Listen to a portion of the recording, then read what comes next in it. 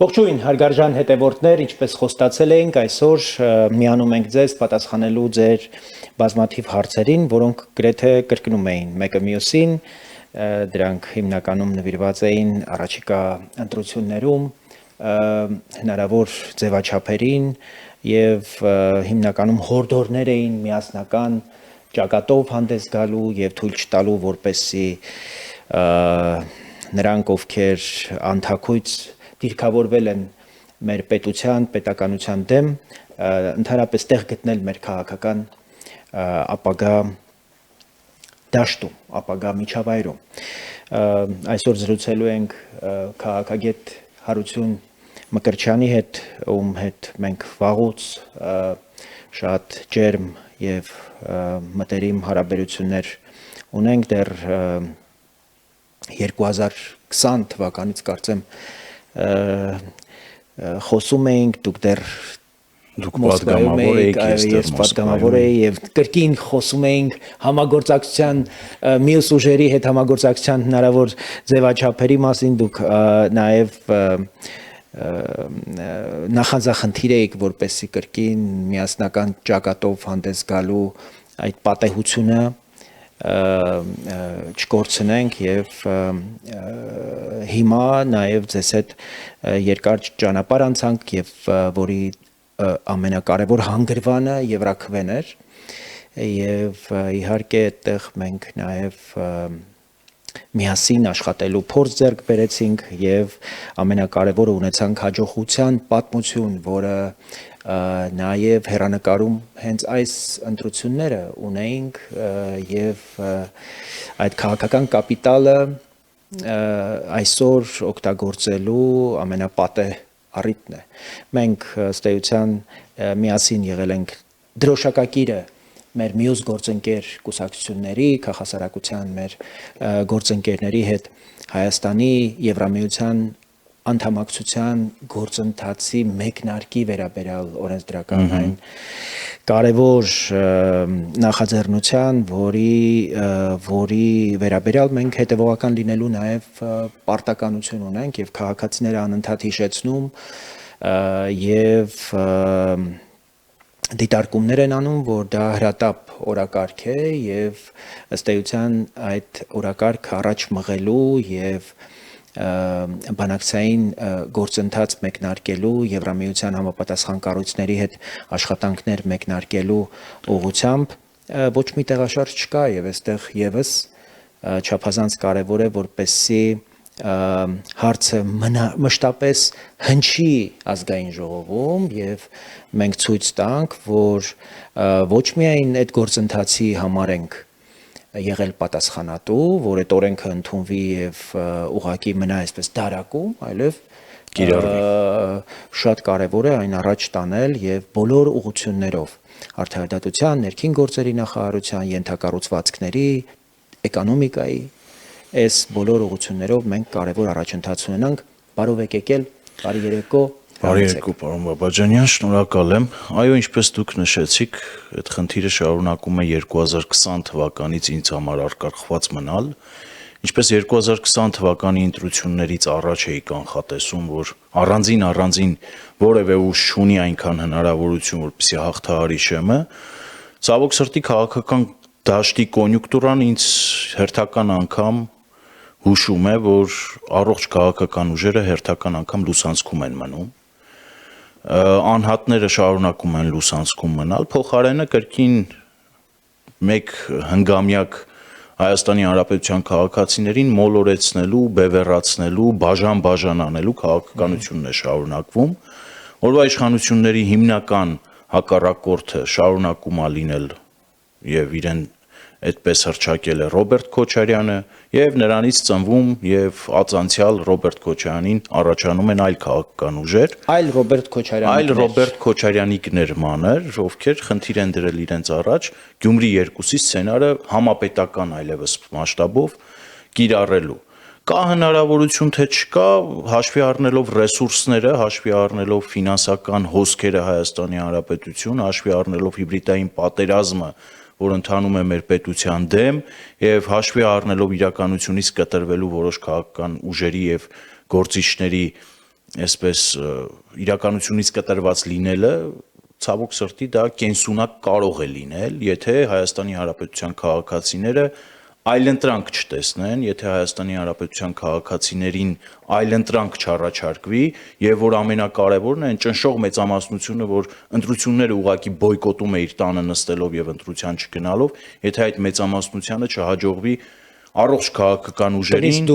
տնից դուրս բերել եւ տանել ընտրության, այո, համոզել, արթնացնել նրանց մեջ այդ հավատը,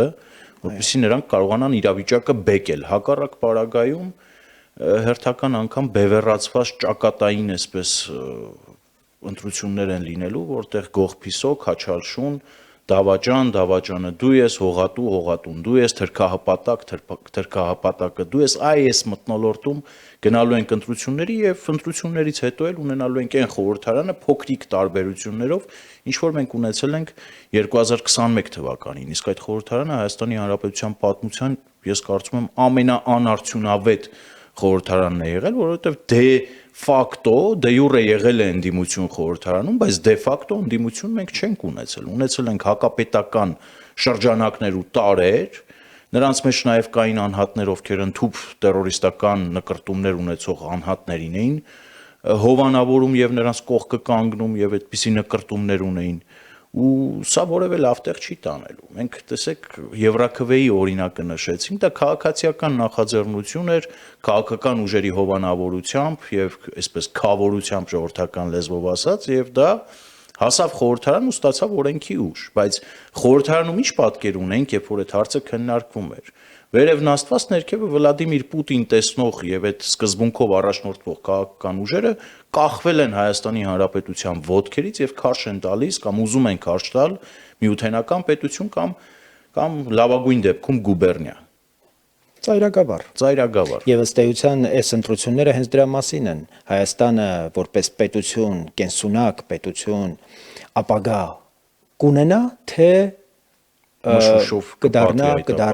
կդառնա ինչպես ոմանք էին երազում լավագույն դեպքում Թաթարստան, իսկ ավելի վատ այսպես հեռանկարում որպես ծայրագավառ։ Իհարկե, այստեղ չափազանց կարևոր է մեր ժողովրդի նաև հասուն այլևս գիտակցությունը, բայց մենք այստեղ չափազանց պետք է զգույշ լինենք եւ այն հատվածը մեր ժողովրդի, որի մասին դուք խոսեցիք, այդ հիասթափված, հուսալքված, խռոված Հանրապետական ինստիտուտի գոնե անցկացրած հարցումներով 61% մեր բնակչության ընտրելու իրավունք ունեցող մեր հայրենակիցների չի ուզում քաղաքական որևէ զարգացման հետ առնչվել, որևէ կուսակցության, որևէ գործ չի։ Եվ այստեղ չափազանց կարևոր է, թե մենք ինչպես կդիրքավորվենք եւ մենք ինչպես հանդես կգանք եւ մենք ինչ առաջարկ կբերենք մեր հայրենակիցներին։ Մեզ կհաջողվի արդյոք այս 61%-ի ինչ որ մի կարևոր հատված դուրս բերել տնից եւ վաղվա օրվա նկատմամբ հավատ արտացնել։ Այս ամենակարևոր հարցն է։ Այստեղ չափազանց կարևոր է հասկանալ, այսօր էլ տեսեք իշխանության տարբեր ներկայացուցիչներ, վարչապետը շաբաթներ առաջ, ամիսներ առաջ խոսում էր, որ մենք պիտի հասնենք նրան, որպեսզի Ռոբերտ Քոչարյանը եւ Սերժ Սարգսյանը եւ նրա հետ աֆիլիացվող քաղաքական շրջանակները չզբաղվեն քաղաքականությամբ։ Քաղաքականությունից դուրս շպրտվեն, այսպեսի այսօր էլ Ռուբեն Ռուբինյանը ասում է, մենք պիտի հասնենք նրան, որ հայ ժողովուրդը ուղակի մերժի Ռոբերտ Քոչարյանին եւ այդ երկու օլիգարխներին եւ այլն։ Պարոն Բաբաջանյան, ասում են մարդիկ, ովքեր ունեն լիակատար իշխանություն, հատուկ ընդգծենք, ովքեր ունեն պողպատյա մանդատ, ովքեր ստացել են պողպատյա մանդատ եւ դեռ խոսում են Ռոբերտ Քոչարյանի քաղաքականության մեջ մնալու թե չմնալու հարցի շուրջ, այնինչ Ռոբերտ Քոչարյանի հարցը վաղուց պետք է քրեա իրավական ընթացակարգով լուծում ստանար եւ Ռոբերտ Քոչարյանը վաղուց պիտի ժամանակ չունենար քաղաքականության մասին մտածելու։ Սերժ Սարգսյանը նույնը, նախկին թալանչիներն ու ուզուրպատորները նույնն են, ոչ թե օրինակ Գյումրու օրինակով մրցավազքի մեջ մտնել ուզուրպատորների հետ, դեռ մի բան էլ վարչապետի մակարդակով հայտարարել, որ ընտրություններում առաջադրված են ուզուրպատորներ, պարտվել այդ ընտրությունները, ի վերջո Գյումրիում պարտվեց քաղաքացիական պայմանագիրը, եւ համապետական մասշտաբում հիմա նույնը կրկնել։ Կարող ենք ասել ես, դուք,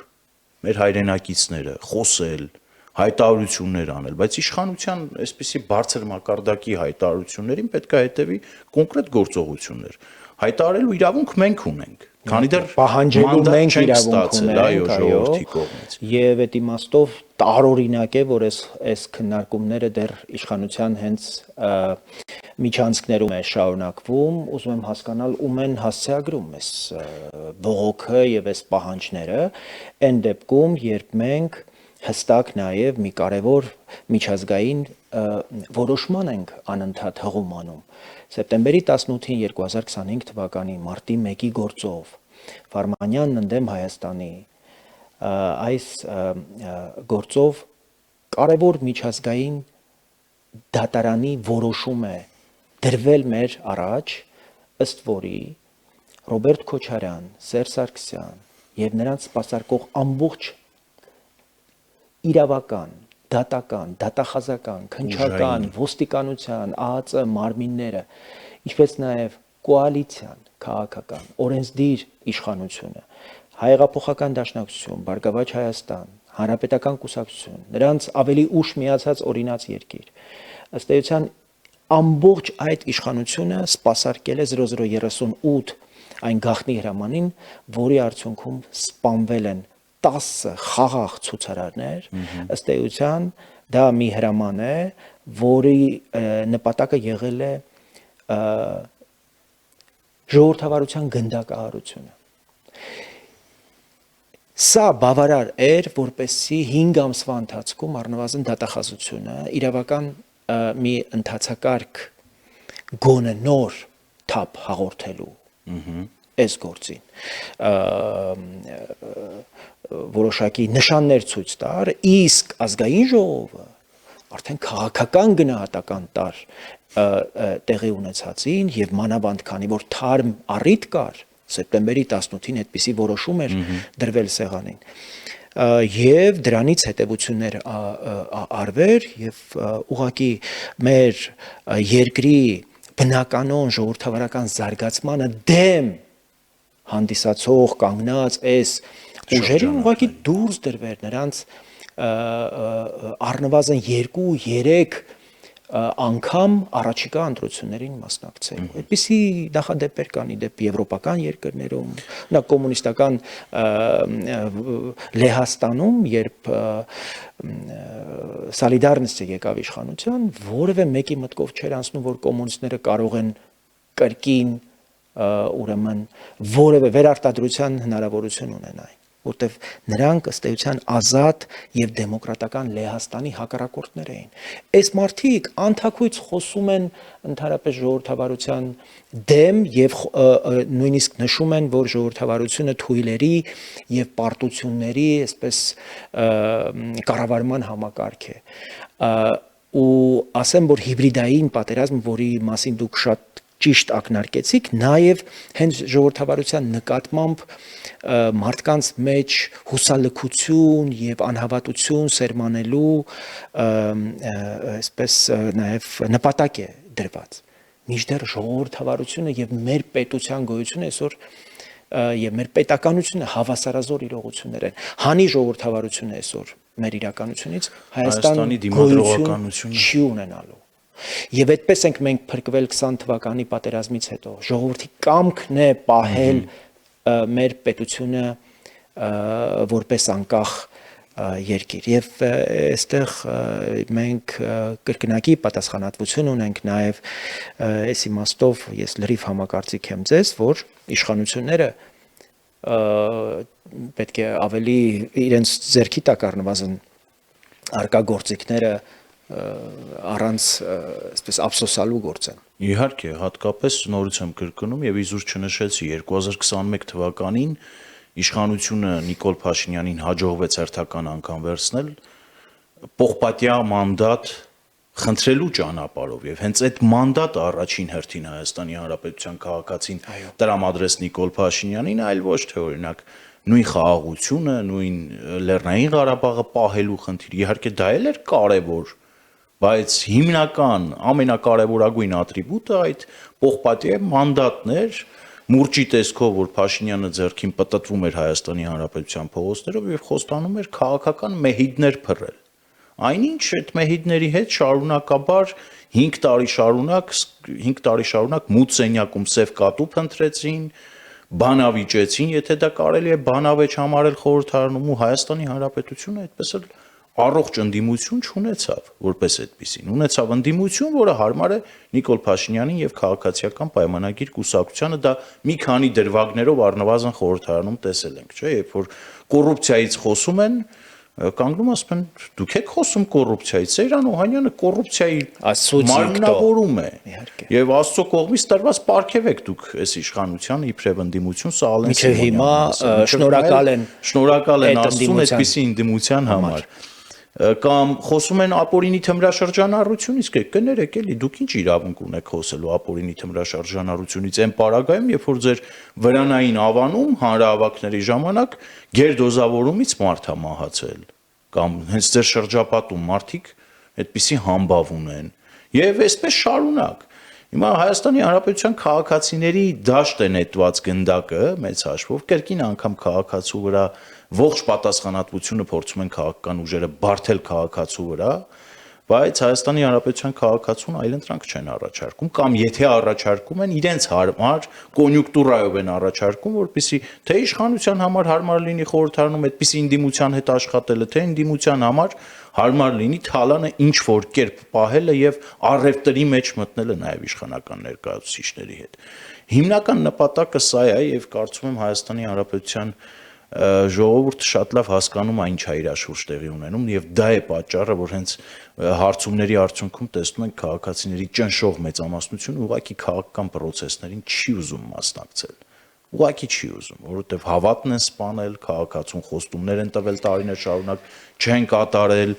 արտաքին քաղաքականության մասով այո, որվա իշխանությունը ունի ձեռքբերումներ եւ մենք ինքներս էլ սատարում ենք որվա իշխանությանը եւ առանձին դեպքերում նաեւ իշխանական ներկայացուցիչներից ել ավելի ջանասիրաբար ենք այդ թեզերը եւ այդ օրակարգը սպասարկում եւ պաշտպանում, որովհետեւ այդտեղ Հայաստանի Հանրապետության պետական շահն է սեղանին դրված, իսկ առանձին պարագայում ներքաղաքական հարթության մեջ որվա իշխանությունները խաբել են բոլորիս։ Ես մի փոքր գուցե անպագորգոր հնչի, բայց Հայաստանի Հանրապետության քաղաքացիները նաև կփաստեն, խաբել են բոլորից, խոստանալով Քոչարյանի քաղաքական մեհիդը փռել, Սերժ Սարգսյանին դուրս թողնել քաղաքական process-ներից, օլիգարխներին դուրս թողնել եւ հետ պահել քաղաքական process-ներից, այնինչ մենք տեսնում ենք, որ նույն 26 թվականի սպասվելիք ընտրություններին արդեն մի քանի օլիգարխ է հայտ ներկայացրել ընտրություններին մասնակցել։ Ոչ միայն օլիգարխներ են իրենց դեմքով մասնակցում, նաև այլ ովքեր Ռուսաստաններում փախած այսպես նախկին պաշտոնյաներ են, իրենց աջակցությունն են հայտնում այս կամ այն նարկոբարոններ, այդպես սա արդեն խոսում է նրա մասին, որ այո, լուրջ հետևություններ անելու կարիք կա, բայց այստեղ ուզում եմ հատուկ կանգ առնել ձեր կարևոր դիտարկման վրա 2021 թվականին այո բոլորս հիշում ենք այդ հայտնի մուրճը եւ 2018 թվականին խոստացված արդարության հաստատման այսպես կարգախոսները եւ սպասումները պատերազմի կոവിഡ്ի պատճառով դրանք հետաձգվեցին 2021-ին մարդիկ հույս ունեին, որ վերջապես այդ արդարությունը կհաստատվի եւ մեծ հաշվով այս հիասթափված մեր հայրենակիցների զգալի հատվածը իհարկե այդտեղ պատերազմի պատճառներ կան, բազմաթիվ այլ իրողություններ, որոնք մարդկանց ուղղակի այսպես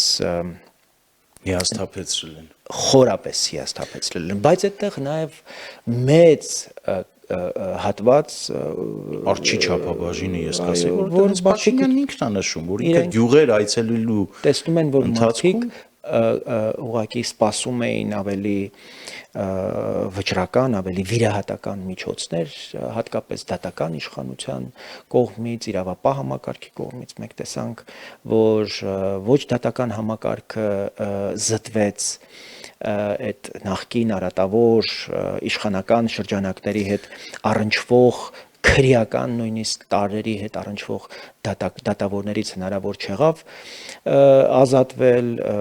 նրանցից շատերը շարունակում են ինչպես նախկինում, այսպես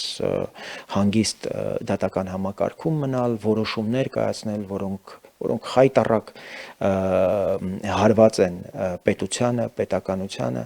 եւ ինքնին հասնել նրան, որ Ռոբերտ Քոչարյանը ոչ թե ցուցմունք տա, այլ ասուլիս, ոչ թե սեփական, ոչ թե օրինակ անազատության մեջ քրեակատարողական հիմնարկի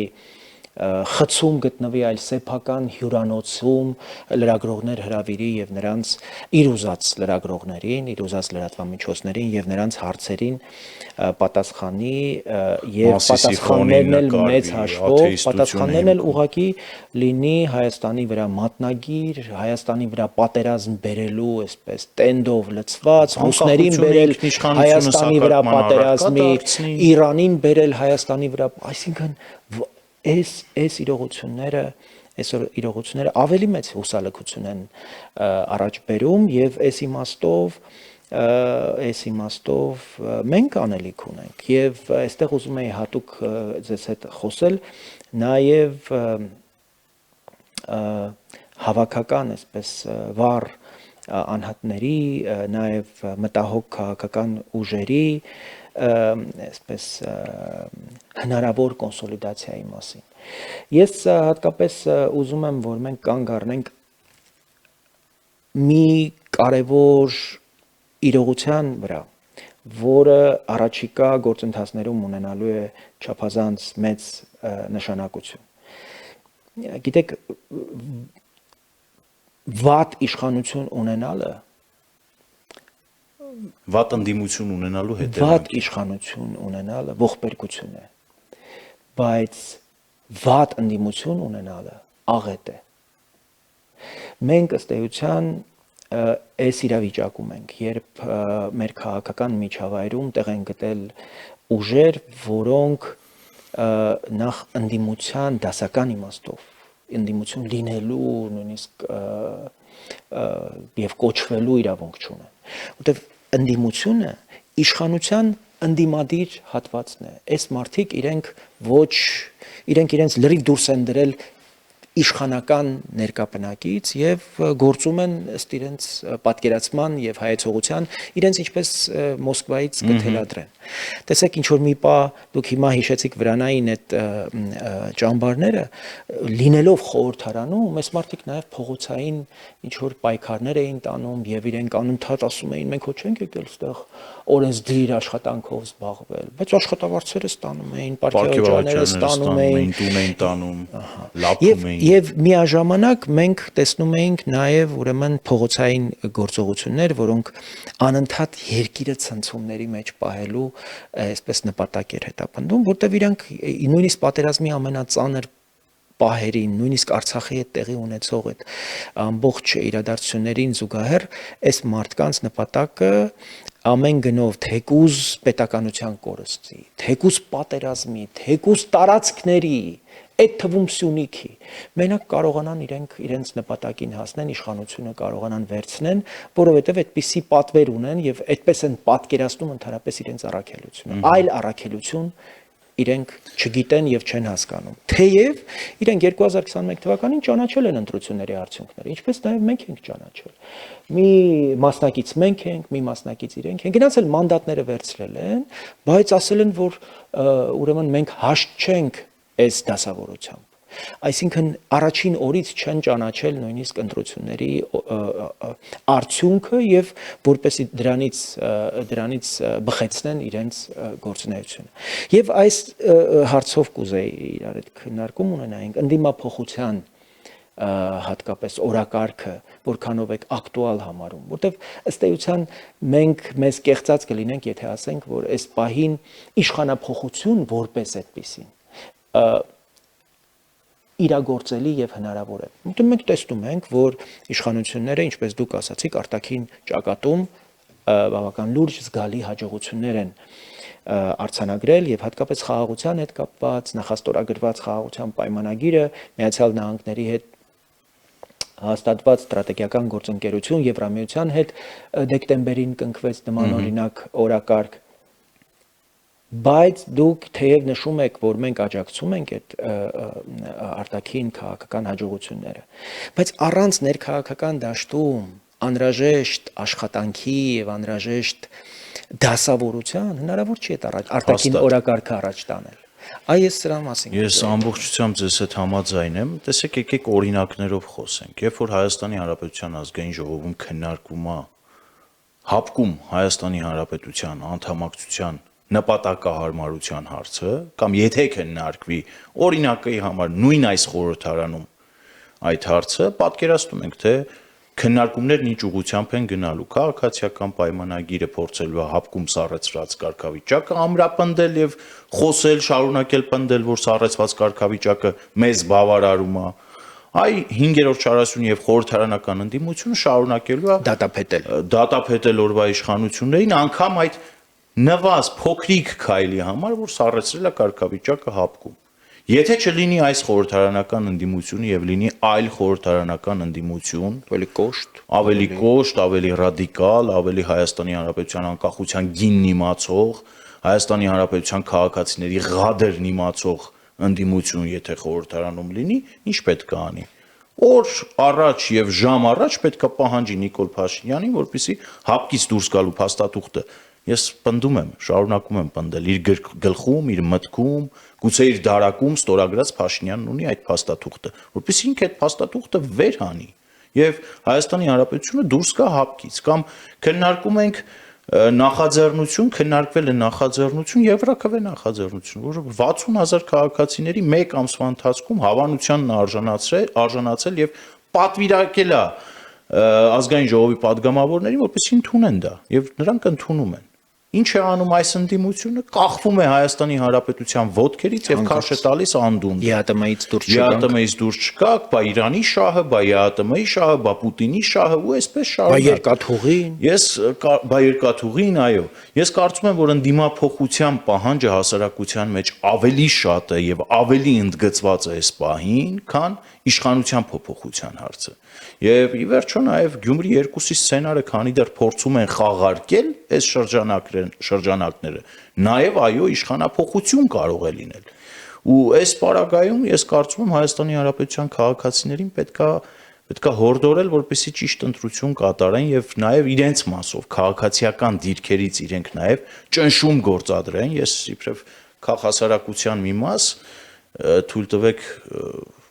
ես այդ կոչն անեմ հանրությանը, հանրության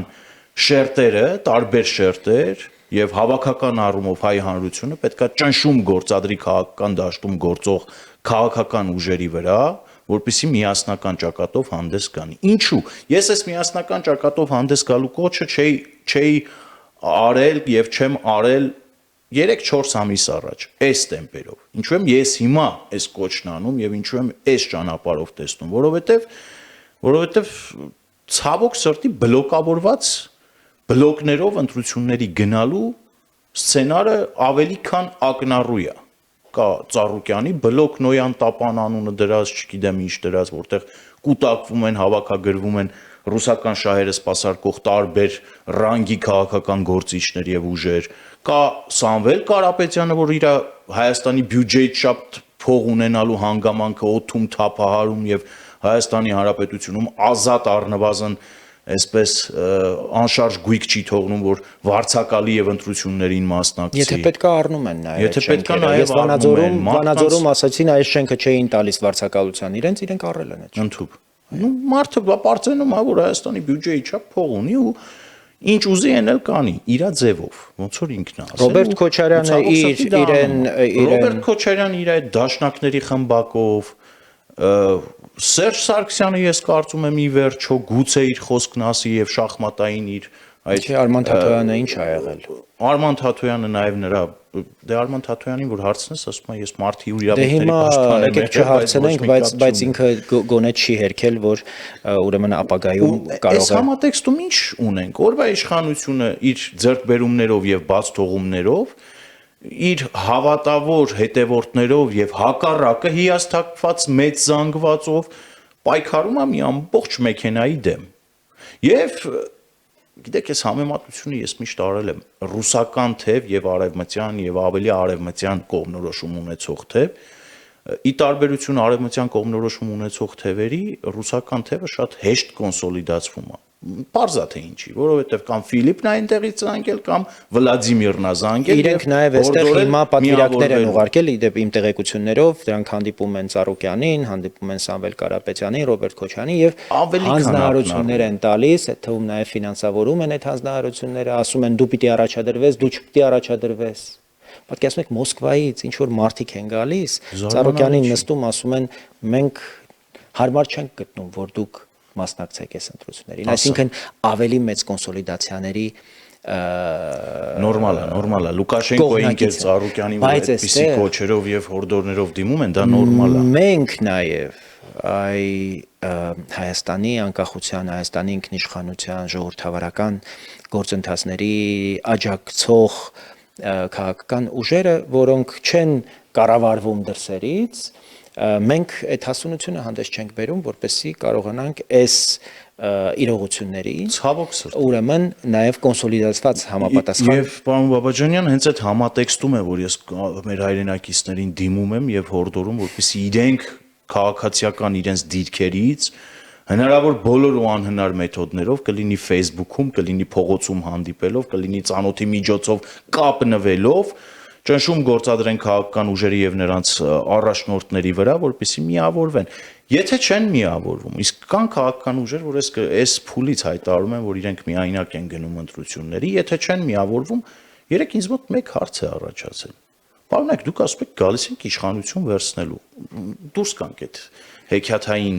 ինչ-որ վարդագույն ակնոցները մեր աչքերից հանենք ու իրականությանը բաց աչքերով նայենք։ Դուք գնում եք ընդդիմություն աշխատելու։ Կան ուժեր, որ ասում են մենք գնում ենք կոալիցիոն իշխանության մաս լինելու։ Այստեղ ավելի է բարդանում իրավիճակը։ Այդ դեպքում հարց է ուղղակի առաջանում։ Ում եք թողնումը մեկ այլ հարց է։ Բա ում եք առաջադրելու պաշտոններում։ Կուսակցություններ կան, որ կադրային բանկ ուղղակի չունեն։ Իսկ այդ կուսակցությունները մեծ հավակնություններ ունեն իշխանություն լինելու, կոալիցիոն իշխանության մաս լինելու։ Մեկը չկա հարցնի։ Լավ, ընդունենք դուք կոալիցիոն իշխանություն եք։ Քանի նախարարի պոտենցիալ տեխնացուի անուն կարող եք հենց վաղը տալ։ Քանի փոխնախարարի պոտենցիալ տեխնացուի անուն հենց վաղը կարող եք տալ։ Քանի մարզպետի անուն կարող եք վաղը տալ։ Երբ որ այս հարցը տակ եւ իրականում պատին դեմ տալով պահանջեք պատասխաններ, այդ պատասխանները չեք գտնի, որովհետեւ ես կրկնում եմ կադրային խնդիր ունեն կուսակցություններ կան, բայց իրենց համար չափից ավելի մեծ նշաձող են սահմանել։ Քավլիցի էլի կարող են գնալ մասնակցել, հերթական անգամ ինչա լինելու, հերթական անգամ բաց ճակատով հարվածելու են պատին եւ առանձին դեպքերում քաղաքացիական պայմանագրի համակիրներից շուտ շտապեն քաղաքացիական պայմանագրի գրասենյակ շնորհավորելու քաղաքացիական պայմանագրին։ Ամեն դեպքում մենք մեր հայրենակիցներին նշենք, որ նաև այստեղ ենք ասելու, որ պատրաստ ենք համագործակցել բոլոր այն ուժերի հետ եւ այն հանատների հետ, այն վառ ներկայացուցիչների հետ, ովքեր այս ամբողջ տարիներին եղել են մեր օրակարգերի կողքին եւ մենք որպես քաղաքական ուժ, այլ քաղաքական ուժերի, այլ դերակատարների առաջ բաց ենք եւ շարունակում ենք բաց պահել դուռը եւ պատուհանները եւ պատրաստ ենք ուրեմն լուրջ այդ օրակարգի շուրջ լուրջ քննարկման, բայց ես ուրիշ բանի մասին եմ ուզում խոսել։ Նայեք, դուք հատուկ ընդգծեցիք արտաքին քաղաքական հաջողությունները, ես ուզում եմ այդ միտքը շարունակել այլ տեսանկյունից։ Նայեք, ես կարծում եմ, որ օգոստոսի 8-ը եւ դրա շարունակությունը հանդիսացող գործընթացները, հատկապես խաղաղության գործարքը, տեսեք Վենսի այցով նշանավորված կարևորագույն ձեռքբերումները տեխնոլոգիական այս նոր գործարանները, ինչպես նաև էներգետիկ համագործակցության հեռանկարը չի կարող այս կարևոր օրակարգը ընդհանրապես, որը պետք է ասել, որ խաղաղության եւ անվտանգության, այսպես հորիզոններ է Հայաստանի առաջ բացում, կախված լինել մի քաղաքական ուժից, մի քաղաքական անհատից եւ մի ընտրական ցիկլից։ Այս համաձայնությունները եւ այս օրակարգը պետք է հրճակել համազգային օրակարգ եւ դրա շուրջ պիտի լինի քաղաքական եւ հասարակական լայն կոնսոլիդացիա։ Ով որ դեմ է Հայաստանում խաղաղությանը եւ Հայաստանի այս տարածաշրջանում խաղաղ համակեցությանը, բարգավաճմանը, բարեկեցությանը, պիտի ուղղակի դուրս շպրտվի մեր քաղաքական միջավայրից։ Ես հույս ունեի եւ դեռ հույս եմ տածում, որ առաջիկայում մենք նաեւ որպես ակտիվ դերակատար այս ընտրություններում մեզ հաջողվելու է հասնել նրան, որ բազմաթիվ ապօրինություններ են բացահայտվելու նաեւ այս ընտրական գործընթացների հետ կապված։ Ամեն օր մենք տեսնում ենք, թե ինչ օրենքի խախտումներ են տեղի ունենում ընտրությունների ուղղակի ընտրական գործընթացների առնչվող եւ սրանք կարծում եմ կենտրոնական ընտրական հանձնաժողովի համար նաեւ բավարար հիմքեր են սրանց մասնակցությունը նույնիսկ թույլ չտալու։ Իսկ սրանք չմասնակցեցին ընտրություններին, իմացեք իրենք գոյություն չեն ունենալու։ Սրանց ամբողջ այս կազմավորումների հիմնական շարժառիթը այս ընտրական process-ի մաս դառնալն է եւ իրենց տերերի հրամանները կատարելը։ Ուրեմն նախ այս ուժերի լեգիտիմությունը պիտի քննարկվի եւ կենտրոնական ընտրական հանձնաժողովի կողմից եւ եթե անհրաժեշտ լինի սահմանադրական դատարանը պիտի գնահատական տա այս ուժերի նաեւ հակասահմանադրական որոշ այսպես նկրտումներին, որտեվ ես կարծում եմ ամեն ինչից զատ ամենայն հարգանքով, բայց եւ հարգանք եմ պահանջում Հայաստանի սահմանադրության նկատմամբ։ Այդ ինչ զարտուղի, այդ ինչեր եք մտածել։ Մենք միջանկյալ համակարգող եմ, բայց բանն է Սամվել Կարապետյանն է վարչապետ։ Այս պետության հետ հերիք չի խաղաղակ։ Ի վերջո օրինականությունը եւ օրենքը եւ սահմանադրությունը պիտի լինի միայն մեզ բոլորիս միավորող ամենակարևոր հիմքը, բազան։ Եվ ովքեր որևէ կերպ կոտնձգեն օրինականության վրա, սահմանադրության վրա, պիտի ուղղակի outsider-ներ հրճակվեն քաղաքական դաշտից, որտեղ մենք պիտի հանդուրժենք քաղաքական դաշտում նրանց, ովքեր օրենքի առաջ օրենքի նկատմամբ գոնե հարգանք ունեն եւ սահմանադրության նկատմամբ նվազագույն հարգանք են տածում։ Ու այս իմաստով ես շատ պիտի ուզեի, որպեսզի մենք կենտրոնանայինք այս կոնսոլիդացիայի հարցին, որ նախ այս կարևոր ձեռքբերումները ամրապնդելու մի հնարավորություն կա։ Ներսում պիտի համախոհություն լինի սրա շուրջ։ Եթե մենք ներսում այդ համախոհությունը չունենանք, մենք չենք կարող ակնկալել, որ այս օրակարգերը առաջ մղելու ներուժ կա։ Այսօր մեր ամերիկացի գործընկերները, եվրոպացիները սրտի այսպես վախով հետևում են այս իրադարձություններին, որպեսզի տեսնեն, լավ, իշխանությունը հասկացանք, բայց ովքեր են լինելու, օրինակ, այն ընդդիմադիր ուժերը, որոնք սատարելով հանդերձ այս օրակարգերին, օրինակ դրանից ավելի որակյալ եւ ավելի արագ տեմպ են պահանջելու իշխանություններին կատարելու այս կամ այն հանձնառությունը, ինչպես դուք նշեցիք, օրինակ հապկի դեպքում։ Տեսեք, այդ հարցը բարձրացնող չկա խորհրդարանում։ Երբեմն քաղաքացիական պայմանագիրը այնքան նեղն է անգնում, իրենք են այդ հարցը բարձրացնում, իրենք էլ պատասխանում, այսպես սփոփվում։ Մինչդեռ պիտի լինեին ընդդիմադիրներ, ովքեր այս հարցերը պիտի բարձրացնեին եւ իշխանությանը նեղը գցեին։ Երբեմն նաեւ հնարավորություն չտալով, որ իրենք ունենային այն ազատությունը, որ ունեն այսօր։ Եվ նույն ռուսների հետ, նույն այլ գործընկերների հետ խոսակցությունների ժամանակ հղում անեին, որ մեզ մոտ նեղում են մեր ընդդիմադիրները մեզ։ Եվ մենք չենք կարող, պիտի գնանք այս քայլերը պիտի ձեռնարկենք։ Ու սա կլիներ իրապես առողջ գործընթաց, մեր պետության հիմքերը ամրապնդող եւ ֆունդամենտները այսպես ավելի կայունացնող իրողություն։ Խնդրեմ։ Ես կարծում եմ, որ այդ ուժերին դուրս թողելու մասով ամբողջությամբ ձեզ հետ համաձայն եմ, նաև պետք է ասենք, որ եվրոպացի գործընկերները նաև մատնացույց են արել, չէ՞, հիբրիդային պատերազմի դեմ մղվող պայքարի շրջանակում, թե որ երկրի օրինակից կարելի է օգտվել։ Օրինակ Մոլդովայի օրինակով կարելի է որոշ ուժերի ուղղակի դուրս թողնել ընտրական պրոցեսներից։ Իդեպ ընտրությունների նախորդին շաբաթ օրը լռության օրից Կարծեմ լռության օրը Սահմանադրական դատարանը որոշում կայացրեց ռուսական այդ ուժերից մեկին ուղղակի դուրս դրեցին։ Կարելի է հայելային ընդཐུպ հայելային տեսքով նույնը կիրառել է լրիվ համաձայն եմ։ Թող այդ ուժերը պատրաստվեն, իսկ օրվա իշխանությունը թող նաև հաշվետու լինի, թե հանրության առաջ, թե նաև եվրոպացի գործընկերների, որովհետև իրենց այդ միջոցները, երբ որ տրամադրվում էին եւ իրենց ասում էին, որ այ Մոլդովայի օրինակով կարող եք պայքարել հիբրիդային պատերազմի դեմ, հենց սա նկատի ունեին եւ կարծում եմ մեր իշխանությունները դա լավ հասկանում են։ Ես Նիկոլ Փաշինյանի վերջին խոսքերի տողատակում էլ ինչ որ մի բան տեսնում եմ, այ նախորդ նախագահները պետքա չզբաղվեն քաղաքականությամբ, դուրս վռնդվեն քաղաքականությունից։ Ես կարծում եմ ի վերջո այդ պողպատյա մանդատը գոնե թե իր կառավարման վերջին մի քանի ամսում պետքա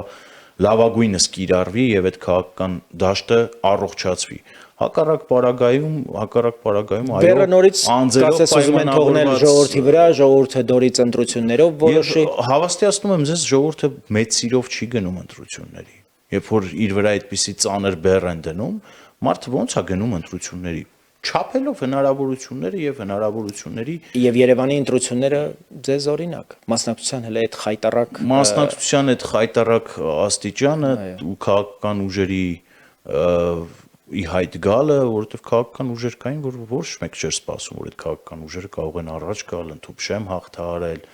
Սա ինչի մասին է խոսում, որ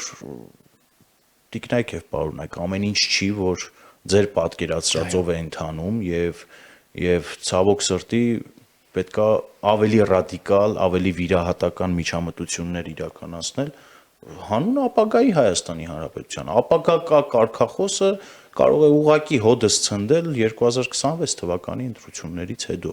Ու այդ ապագան թաղվի մի խորը, չգիտեմ, ռուսական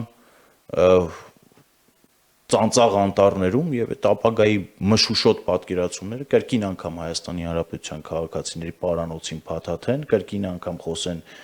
Ադրբեջանի հետ հակամարտության վերածնումից, առհասարակ պատերազմի մունետիկներ քաղաքական դաշտում շատ կան։ Իդեպ այդ բոլոր մունետիկները, պարոն Բոբաջանյան, բոլոր անխտիր խոսում են խաղաղությունից։ Բայց ակնհայտ է, չէ, որ այդ ուժերը խաղաղության մասին չեն։ Իրենք խոսում են օրինակ արդար խաղաղությունից։ Ինչ է դա նշանակում։ Ինչ որ մենք ունենք դա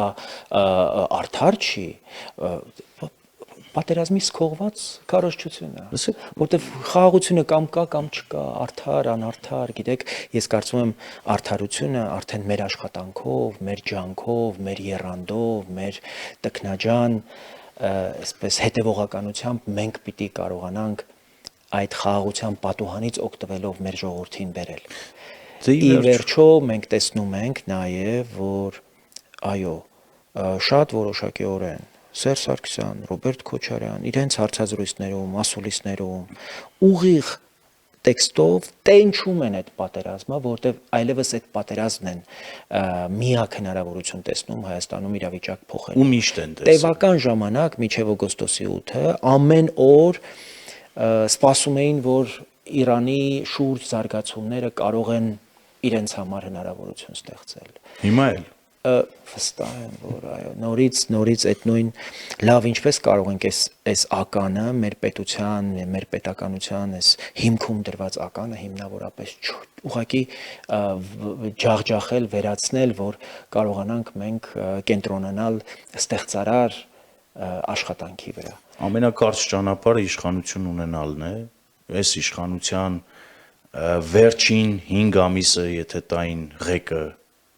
մեր պես պատկերացնող մարդկանց ձեռքին, վստահաբար Քոչարյանի քաղաքական մեհիդն էլ կփռվեր, Սերժ Սարգսյանի քաղաքական մեհիդն էլ կփռվեր, այդ գողերն ու ուզուրպատորներն էլ կբերվեին իրավական դաշտ ու իրավապահների ուշադրության կենտրոնում կլինեին, այդ թաղային տասովչիկների ինստիտուտն էլ չէր վերածնվի, որ գողականների այս նոր այս շարժերն էլ ուղղակի հիմնավորապես կկառավարվեր, առնվազն կկառավարվեր։ Ցավոք սրտի մենք իշխանություն չունենք, իսկ իշխանություն ունեցողները, եթե դու Վարդան Ղուկասյանին տանում ես Բերդ պետականության դեմ կոչեր եւ հայտարարություններ հնչեցնելու համար եւ նույնը չես անում Ռոբերտ Քոչարյանի եւ Սերժ Սարգսյանի պարագայում, նույնը չես անում այլոց, ովքեր անթակույց ուղակի խոսում են Հայաստանի այսպես կոչված միութենական պետության մաս դառնալու հնարավորության մասին, նշանակում է քեզ մարդկանց մոտ հարցեր են առաջանում, ինչպես է դա դեռ չի նշանակում, որ օրվա իշխանությունը չի կարող նրան ստանել։ Ես պնդում եմ եւ շարունակում եմ պնդել, ում ուզենա օրվա իշխանությունը, Նիկոլ Փաշինյանը ում ուզենա, ոնց ուզենա կվարվի իր հետ քաղաքական առումով էլ, իրավական առումով էլ, եթե դրա հիմքերը կա։ Իսկ սրանց վրա այնքան հիմք կա, որ էլ ասելու չի ուզում։ Ինչու՞։ Որովհետեւ հարմար ընդդիմություն է, որովհետեւ հարմար է նրանց հետ աշխատելը։ Գուցե դրսից կան ճնշումներ, օրինակ Պուտինը ասի, որ գիտես ինչ, Քոչարյանը իմ ընկերն է։ Ես չգիտեմ, օրինակ Հայաստանի Հանրապետության վարչապետը մի անգամ չի որ ապացուցել է, որ Պուտինի ասածները իր համար հիմք չեն եւ բայց երբ որ հայում են ռուսական հեռուստաընկերություններով հայկական մուլտիպլեքսում մենք սահմանափակում ենք ընդհանրապես հայոյի բերանը ժամանակավոր Նիկոլ Փաշինյանը ասում է դե ես չեմ ուզում փակե մետալիկները, որտեվ իրենց հետ հաց եմ կերել, օրինակ Միշուստին ասում է ընկերս, մենք հաց ենք կերել, չեմ ուզում այդ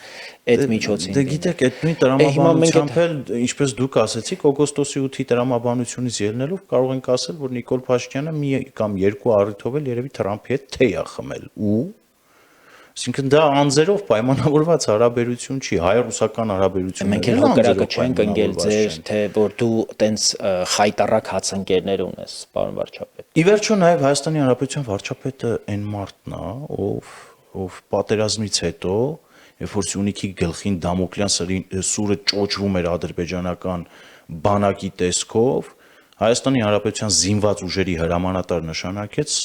Հայաստանից թռած Պուտինի ոտքերի տակ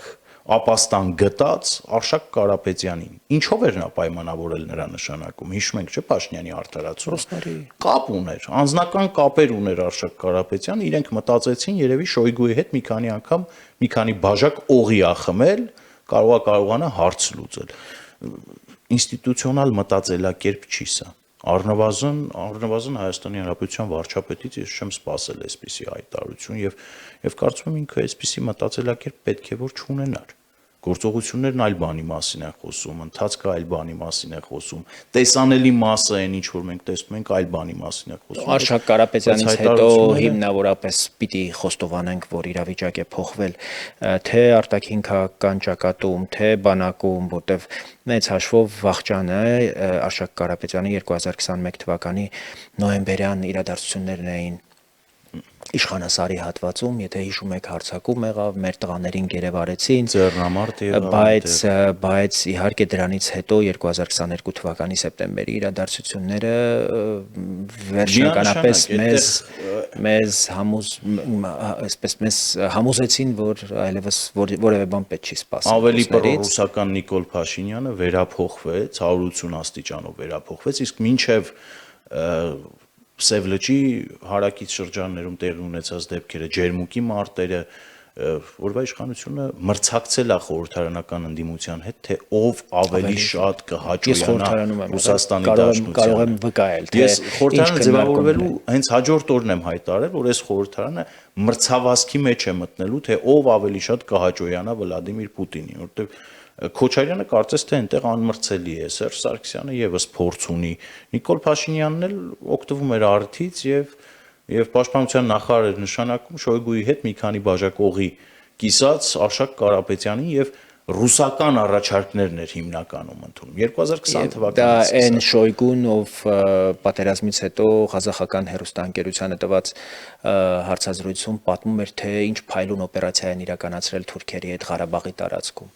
Իդեպ այսօր լրանում է նաև ուկրաինական պատերազմի 4-րդ տարելիցը 5-րդ տարին է սկսվում, այն օրը 2022 թվականի ըստ էության փետրվարի 22-23-ին, երբ Ռուսաստանի եւ Ադրբեջանի միջև 22-ին պայմանագիրը Ադրբեջանի հետ, 23-ին Ուկրաինայում գործողությունները սկսվեցին եւ այդ պայմանագիրը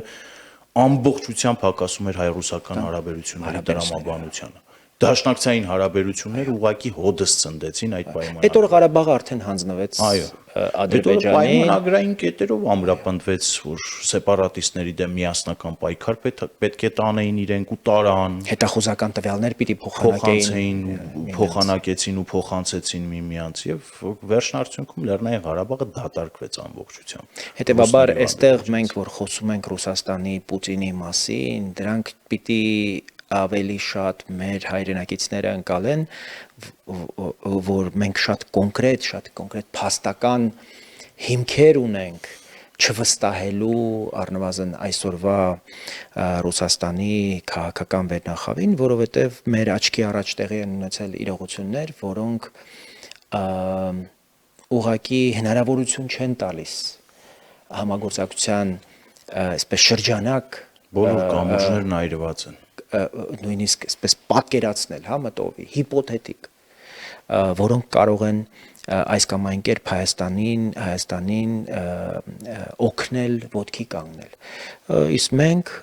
մենք օրակարգը մեր այս պահին ուշքի գալն է, ոտքի կանգնելն է, ավերիչ այդ պատերազմից հետո ուժ գտնել եւ բոլոր ուղղություններով ուրեմն հնարավորություն ստանալ վերագտնել մեզ։ Միացյալ Նահանգները ըստ էության այն հնարավորությունը, որ Հայաստանին են վերապահել խաղաղություն ուժի միջոցով, այդ Թրամփի հայտնի բանաձևն է, մի չափազանց կարևոր բան, իսկ այդ ուժը ոչ միայն բանակն է, ոչ միայն սպառազինությունն է, ոչ միայն սպառազինության մրցավազքն է, տեխնոլոգիական հնարավորություններն են, մտավոր կարողությունները, կախվածություններ ստեղծել, Հայաստանից կախվածություններ ստեղծել։ Իսկ տեխնոլոգիական օրինակ այդ համագործակցությունը նշանակում է տարածաշրջանում եզակի այդ գործարանը արհեստական բանականության, որից կախված է լինելու ամբողջ ռեգիոնի ուրեմն դատաբազան։ Հայաստանի նկատմամբ որևէ ոտնձգություն ուղղակի շատ թանկ կարժենա տարածաշրջանի համար։ Եվ Ադրբեջանը ոչ միայն Հայաստանին պատասխան պիտի տա այդ դեպքում, այլ ամբողջ տարածաշրջանին։ Նույնը վերաբերում է էներգետիկ համագործակցությանը, այսինքն ստեղծել մի իրավիճակ, որտեղ Հայաստանից կախվածություններ կլինեն եւ Հայաստանը ուղղակի էլեկտրաէներգիա կվաճառի հարևան բոլոր երկրներին եւ Թուրքիան, որը դրա կարիքը ունի, Իրանը, որի հետ մենք ունենք այսօր համագործակցություն։ Հետաքրքիր է, որ մենք այս պլյուսները դեռ քննարկում ենք։ Անել աբսուրդ չանել, ում հետ անել, վախենում ենք երկրի անունը տալ, միջև հիմա պետությունը չի ասում ում հետ է անելու, երբ որ մենք գիտենք, որ որոշում կա կայացված։ Ասենք Վենսը գալիս տեխնոլոգիաների մասին է խոսում միջուկային խաղաղ համագործակցության, բայց այո, մենք հիմա մի իրողության առաջ ենք կանգնած, երբ հայկական երկաթուղիները, որոնք մենք հանձնել ենք կոնցեսիոն կառավարման ռուսներին, վարչապետը արդեն այլևս ստիպված կանգնում ասում է, որ միջազգային մեր գործընկերները հրաժարվում են գործակցել գետնի վրա այդ օպերացիոն ուրեմն ինչ պիտի անենք, այսպես իր անհատական մտածումներն է կիսվում լրագրողների հետ, թե բա հանձնենք կառավարումը կամ թող ռուսները վաճառեն մի երկրի, որը բարեկամ է թե Ռուսաստանին, թե Հայաստանին։ Այսինքն դուք պատկերացնում եք, չէ՞ ինչ ծայրահեղ անկյուն են կանգնեցրել մեզ ռուսները, ասելով, որ մենք հակառակը պահելու ենք այս կոնցեսիոն կառավարման իրավունքը եւ թույլ չենք տալու, որ Հայաստանը ուրեմն օգտվի այն հերանեկարներից, ապաշրջափակման այն հնարավորություններից, որի մասին մենք այսքան խոսում ենք։ Եվ սա շատ եւս մենք խոսեցինք ընդհանրապես արտաքին հաջողությունները ներքին քաղաքական համաձայնությամբ ամրապնդելու կարևորության մասին ու այս հարցերը օրինակ Երանի մենք այդ մանդատը ունենայինք եւ լսումներ հրավիրեինք եւ իշխանություններին ավելի համարձակ գործելու հարցադրումներ ուղղեինք, որ հեծը գուցե ավելի դժվար էր ազգայնացնել, քան մեր սեփականություն հանդիսացող այդ կառավարումը վերցնել։ Որտեվ կառավարման խնդիրը այդտեղ սեփականության հարց չկա, այնտեղ սեփականության հարց կար։ Ու այո, սա ավելի գուցե ավելի դաժան արճակատման պոտենցիալ ունի իր մեջ, բայց մենք ինչ այլ ընտրանք ունենք։ Ինչ թողնում ենք ռուսներին եւ հրաժարվում ենք ձեռք բերված այդ կարևոր համաձայնությունների մասին է խոսքը, երբ որ այդ կազմակերպությունը պայմանագրային հստակ պարտավորվածություններ ունի մեր առաջ ստանձնած, որոնք 90%-ով ձախողել են։ Չարաշահումների այն սարսափելի աստիճանը, որ կա հարավկովկասյան երկաթուղիներում, սա ինչի մասին է, ինչ ռուսներն ինչի են դեռ մի բան էլ նեղ սրտում։ Նորմալ process է եւ Հայաստանի Հանրապետության վարչապետը պետքա կաշկանդված չլինի որոշումների կայացման մեջ եւ հեծի օրինակով, այո, դա պետական կառավարման տակ վերցնի մինչեւ որևէ գործընկերոջ ներգրավելը եւ այդ գործընկերոջը հանձնել այդ կոնսենսիոն կառավարումը։ Ես կարծում եմ վարչապետը պետքա դադարի այդ խնդրողի կարգավիճակից, պետքա դուրս գա ու այլևս չխնդրի ռուսներին։ Ես կարծում եմ, որ այդ խնդիրը նաեւ, եթե չեմ սխալվում, դուք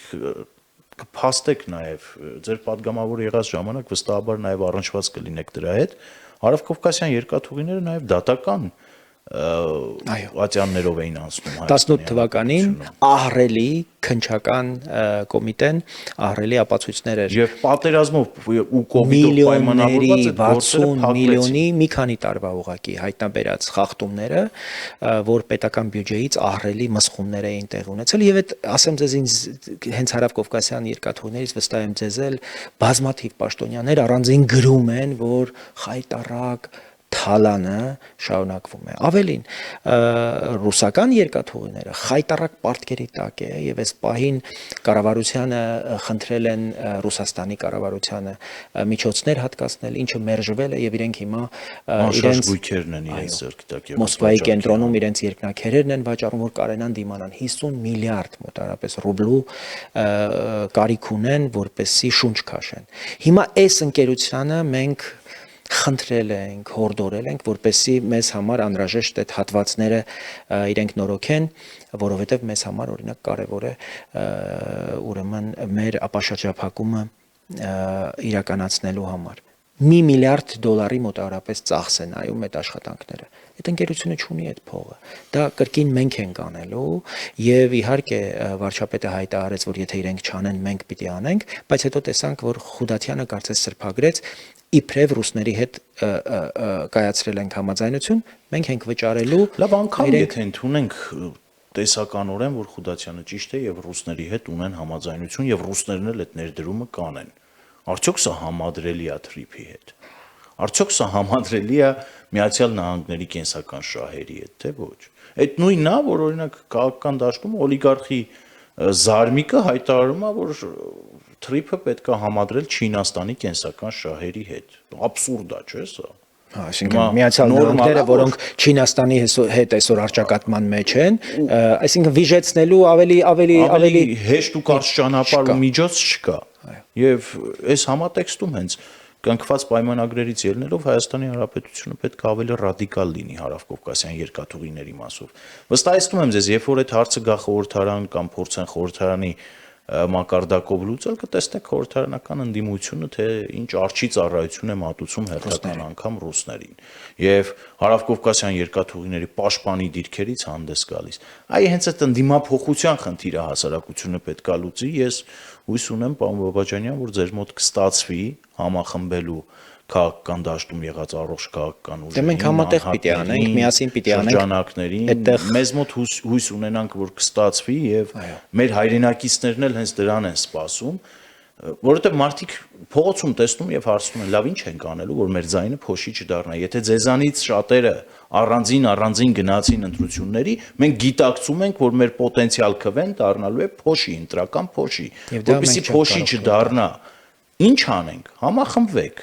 համախմբվեք, որպեսզի կարողանանք ընտրություն կատարել եւ այս գել ու գազանների մեջ մի կերպ կարողանաք դուք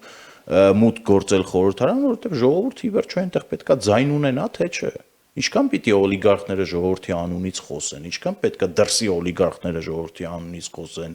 նախկին ուզուրպատորներն ու թալանչիները ժողովրդի անունից խոսեն։ Դա ժողովրդի անունից խոսել չի, դա հակապետական գործունեություն է, որ տարիներ շարունակ ծավալել են եւ մի բան էլ շարունակելու են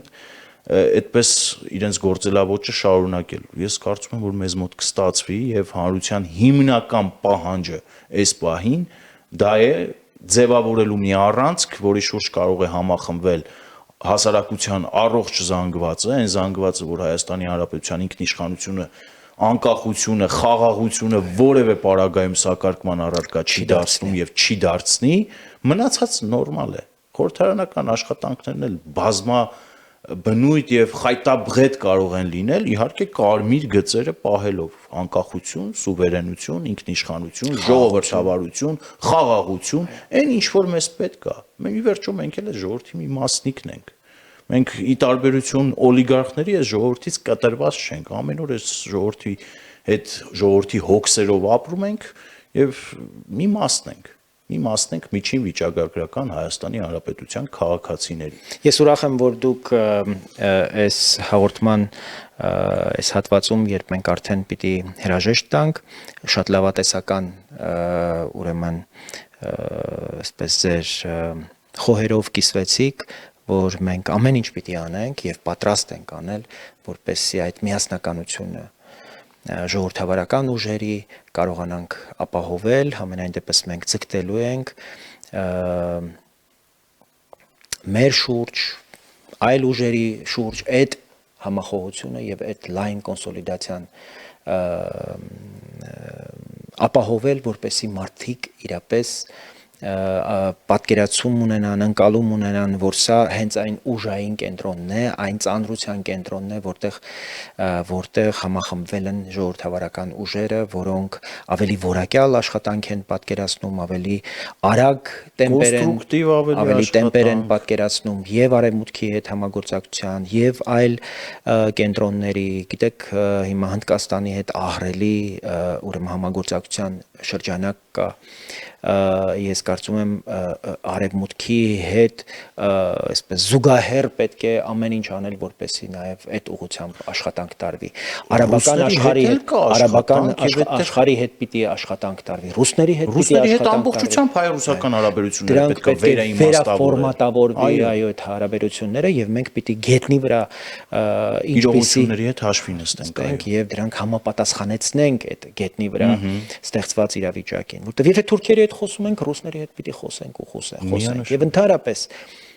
չկա մի երկիր, մի սուբյեկտ, որի հետ խոսակցությունը կամրապնդի Հայաստանը ու մենք պիտի ձեռնպահ մնանք կամ խուսափենք այդ երկրի հետ հարաբերվել։ Բոլորի հետ պիտի աշխատել եւ պետություն ունենալու նշանակությունը հենց դա է։ Աշխատել բոլորի հետ, ովքեր կարող են դույզնից չափով ամրապնդել, ուժեղացնել, հզորացնել Հայաստանը, իսկ մեր կյանքը, մեր